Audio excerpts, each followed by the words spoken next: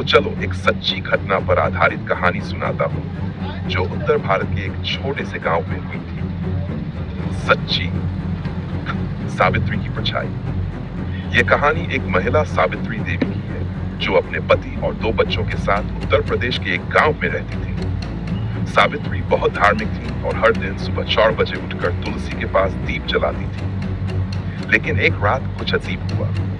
3:45 AM पर उनके पड़ोस की महिला श्यामा की नींद अचानक खुल गई। उसने देखा कि सावित्री तुलसी के पास खड़ी है, लेकिन दीपक नहीं जला रही थी, बस खड़ी थी, एकदम शांत, बिना हिले।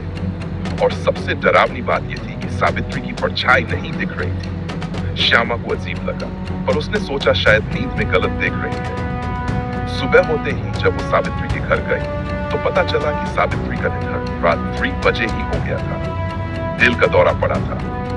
तो फिर जो महिला थ्रेसा पर तुलसी के पास खड़ी थी, वो कौन थी? पुजारी जी ने गांव में हवन तो करा दिया, लेकिन सावित्री की परछाई की बात गांव भर में फैल चुकी थी। लोग रात में बाहर निकलने से डरने लगे थे। सावित्री का छोटा बेटा मुकेश, जो सिर्फ 8 साल का था, हर रात डर के मारे रोने लगा। वो कहता, माँ मुझे बुलाती है, तुलसी के पास खड़ी होती है, कहती है दीपक जलाओ।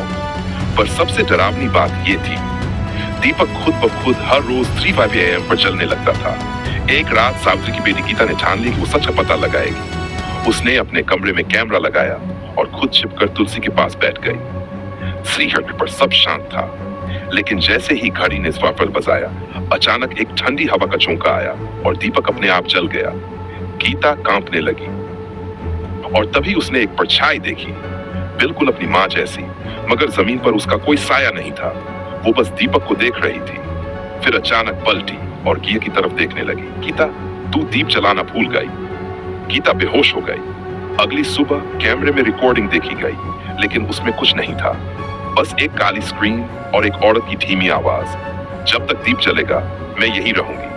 गांव के लोग कहते हैं कि आज भी उस घर के आंगन में तुलसी का दीपक खुद जल उठता है और सावित्री की परछाई हर अमावस्या को दिखाई देती है, बिना किसी साया के।